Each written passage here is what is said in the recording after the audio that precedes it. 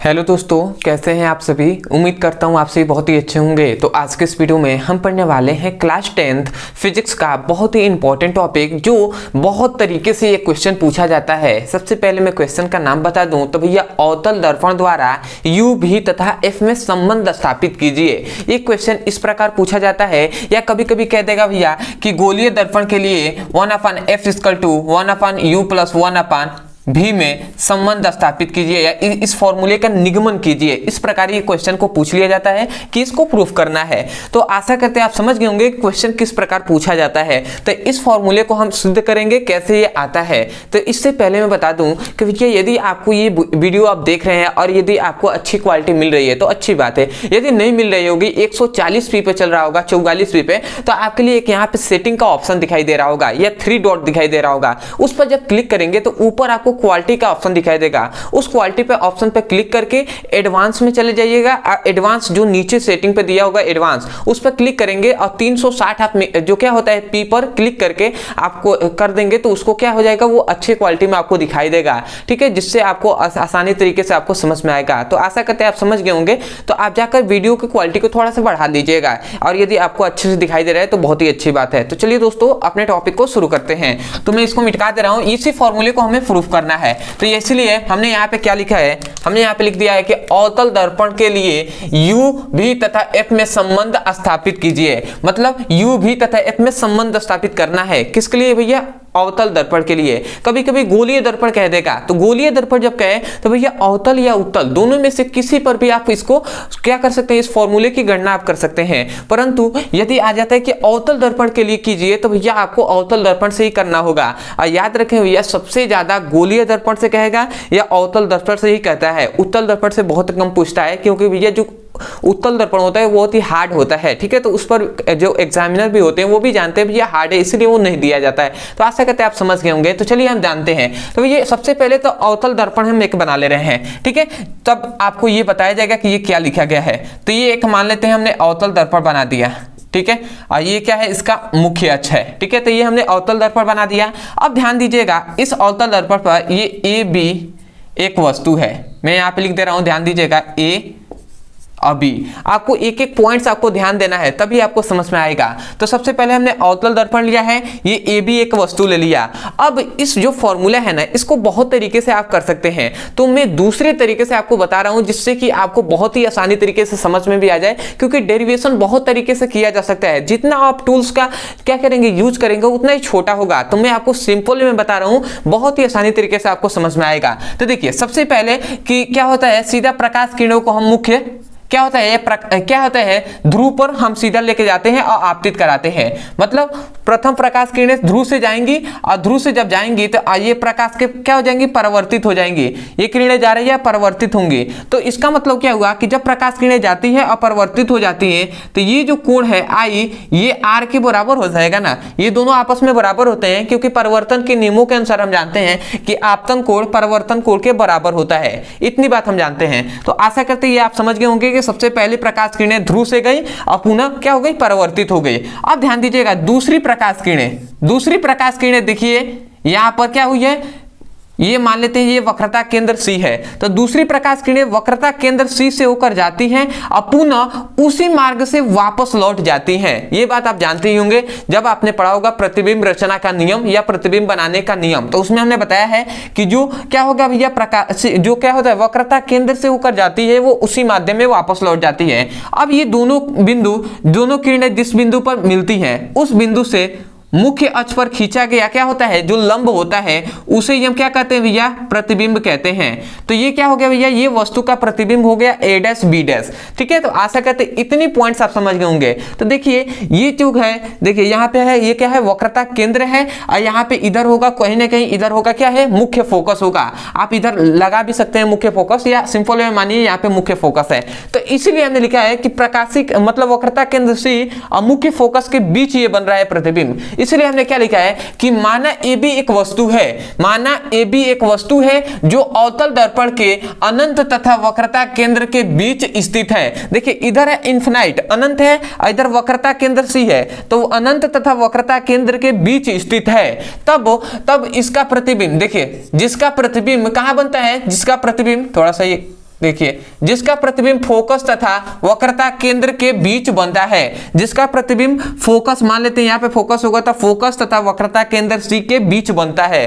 तो आशा करते हैं इतनी पॉइंट्स आप समझ गए होंगे कैसे हमने बताया है। अब आता है इसकी गणना करेंगे। तो सबसे पहले इसकी गणना करने के लिए आपको ध्यान देना होगा, क्या बात ध्यान देना होगा कि इसको ध्यान दीजिए, इस वाले त्रिभुज को, ए मतलब क्या है, ए बी सी को, ए बी सी त्रिभुज को ध्यान दीजिए, और यहां से ध्यान दीजिएगा ए डैश बी डैश सी को, इस वाले त्रिभुज को। देखिए ये दोनों त्रिभुज आपस में समरूप है, क्योंकि इन दोनों का कोण भी सामान्य है, इसलिए ये दोनों समरूप त्रिभुज होंगे। तो इसलिए हम यहाँ पे चूंकि लिखेंगे, चूंकि क्या लिखेंगे, हम सबसे पहले लिखेंगे, इस कलर से मैं लिख रहा हूं, चूंकि हम लिखेंगे ए बी सी, यहाँ पे लिखेंगे त्रिभुज ए बी सी, ये क्या है भैया, समरूप है। इस प्रकार समरूप दिखाएंगे, किसके समरूप है, A dash B dash C के। तो मैं लिख दूंगा ए डैश बी डैश सी, ठीक है, इतना लिख दिया। अब हम जानते हैं, चूंकि हम जानते हैं कि जो भैया त्रिभुज समरूप होते हैं ना, तो उनकी जो भुजाओं का अनुपात होता है वो इक्वल होता है। तो इस त्रिभुज का भुजा क्या है, ए बी है, तो जो ए बी है ना, ए बी है वो ए डैश बी के समानुपाती हो, मतलब क्या होगा, अनुपात के बराबर होगा, ए डैश बी डैश, इतना हमने लिख दिया। अब ध्यान देना है, इक्वल देंगे।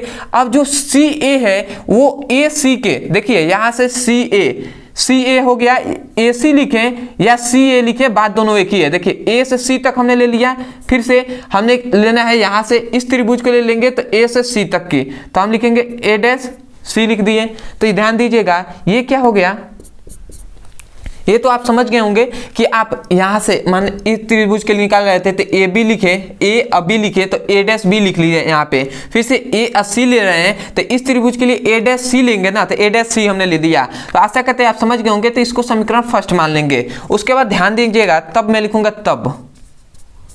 अब यहाँ पे थोड़ा सा और आपको ध्यान देना है, ध्यान क्या देना है कि यहां से मैं इस कलर से बना रहा हूं। अब इस वाले त्रिभुज को देखिए, A dash B dash P, ये पूरा बड़ा वाला A dash B dash P, A dash B A B P, तो ए बी पी जो ए बी पी है वो समरूप है किसके, वो समरूप है भैया ए डैश बी डैश पी के, इस वाले छोटे वाले त्रिभुज के समरूप है। ठीक है, तो मैं यहाँ पे लिखूंगा ए डैश बी डैश पी के क्या है, समरूप है। अब आप कहेंगे कैसे समरूप है, तो ध्यान दीजिएगा इन दोनों का कोण भी सामान्य है, और दूसरी बात यहाँ पे भी 90 डिग्री बन रहा है, तो इधर भी भैया यहाँ पे देखेंगे तो 90 डिग्री बन रहा है। तो जब दो कोण आपस में सामान्य हो गए तो तीसरा तो ऐसे ही समान है, तो ये आपस में क्या होंगे, समरूप होंगे। मतलब क्या है कि ए डैश बी डैश पी जो है वो ए बी पी जो है वो ए डैश बी डैश पी के इक्वल है। तब क्या हो जाएगा, तब मैं यहाँ से लिख रहा हूँ, थोड़ा सा ध्यान दीजिएगा, तब हम क्या लिखेंगे, तब हम लिखेंगे ए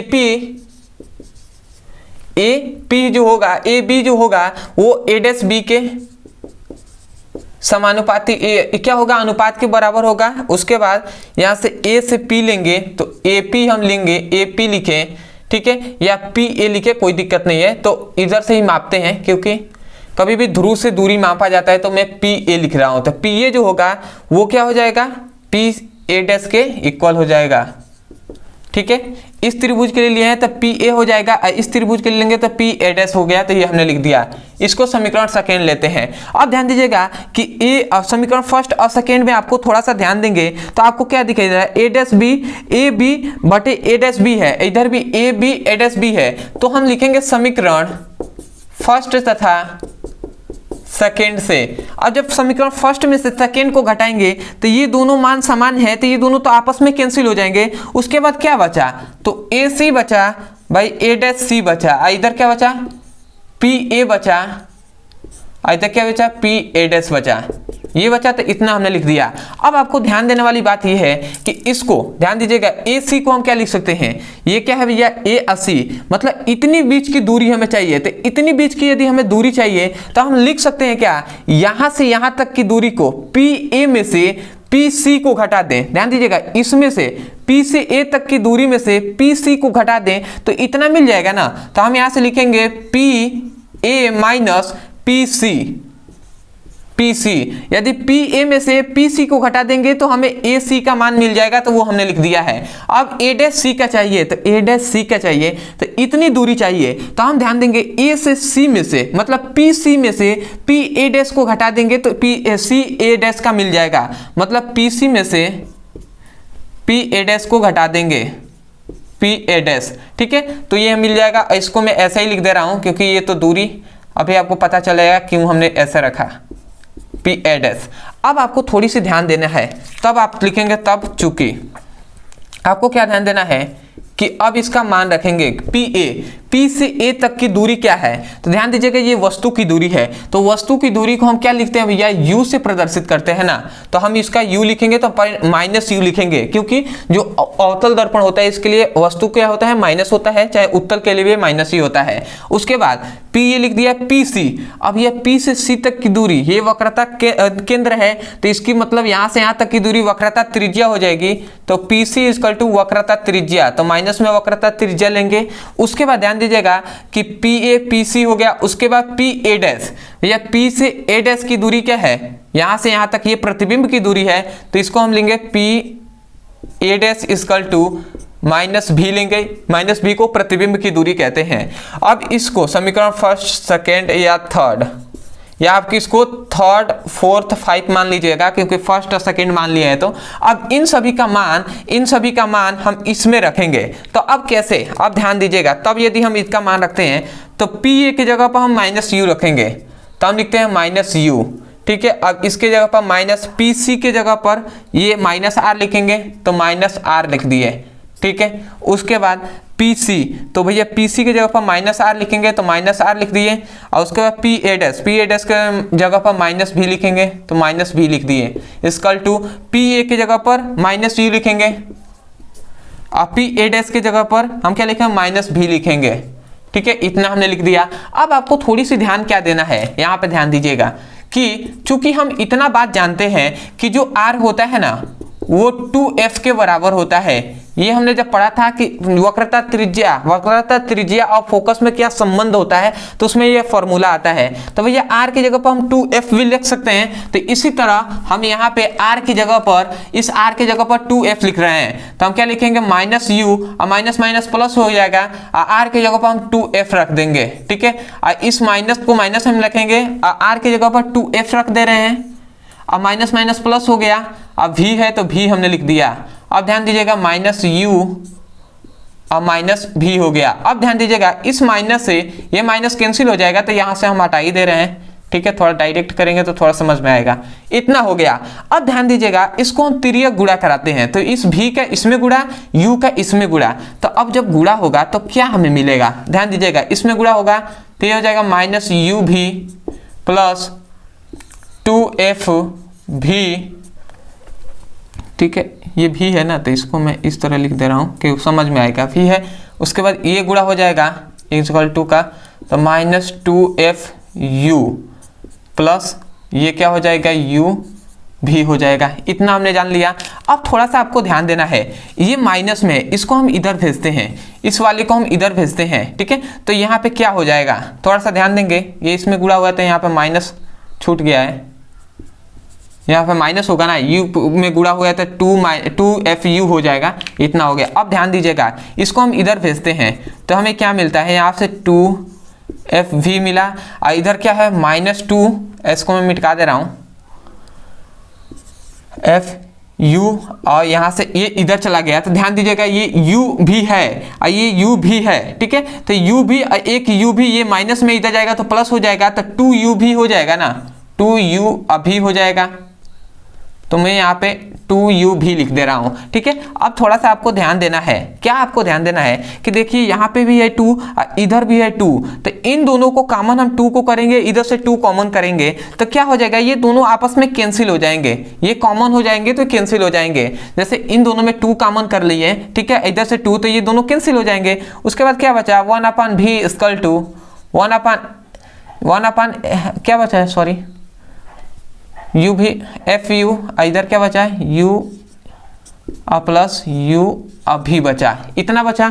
अब आपको थोड़ा सा ध्यान देना है, क्या ध्यान देना है, यदि हम इनमें u भी तथा f से भाग दे देते हैं, किससे भैया, u भी तथा f से भाग देते हैं, तो यदि हम इसमें भाग देंगे ना, चूंकि हम लिखेंगे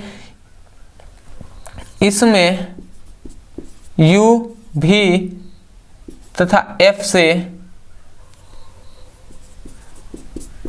से भाग देने पर अब जब इसमें भाग देते हैं तो क्या मिलता है, यदि हम इसमें u भी f से भाग देंगे तो इधर बचेगा 1/u, f से अभी से तो कैंसिल हो जाएगा तो u बच गया। अब इधर ध्यान दीजिएगा f u है, f क्या है भैया, f और u है, तो ये f u कट जाएगा तो यहाँ बचा 1/v बचा, ठीक है, परंतु माइनस में बचेगा ना, क्योंकि यहाँ पर माइनस होगा, क्योंकि ये माइनस है तो माइनस यहाँ पर भी होगा, तो ये माइनस में हो जाएगा। उसके बाद ये प्लस है तो प्लस देंगे, और इसमें क्या बच जाएगा 1/f बच जाएगा। अब आपको थोड़ा सा ध्यान देना है, क्या इसको हम इधर भेजते हैं तो यहाँ से क्या मिलेगा 1/f इक्वल टू, ये इधर आ गया तो 1/u प्लस 1/v ही ना बचा, तो ये आपका जो फॉर्मूला हुआ ये आपका प्रूव्ड हो गया, ठीक है। तो इसी प्रकार आपको फॉर्मूले को प्रूव करना है। देखिए मैंने बेसिक टू हाई बताया है, बहुत से ऐसे स्टूडेंट होंगे जिनको समझ में आ गया है, और बहुत से ऐसे भी स्टूडेंट होंगे मुझे आशा है कि उनको समझ में नहीं आया होगा। तो इसका समझ में ना आने का कारण है कि बेसिक जो टूल्स हैं, बेसिक जो बातें हैं वो आपको पता ना होने के कारण। परंतु मैं चाहता हूं कि भैया आप इसको जितना प्रैक्टिस करेंगे, जितना आप देखेंगे तभी आपको समझ में आएगा, ठीक है। तो इसको आप लिख लीजिएगा, ठीक है। तो सबसे पहले स्क्रीनशॉट ले लीजिए।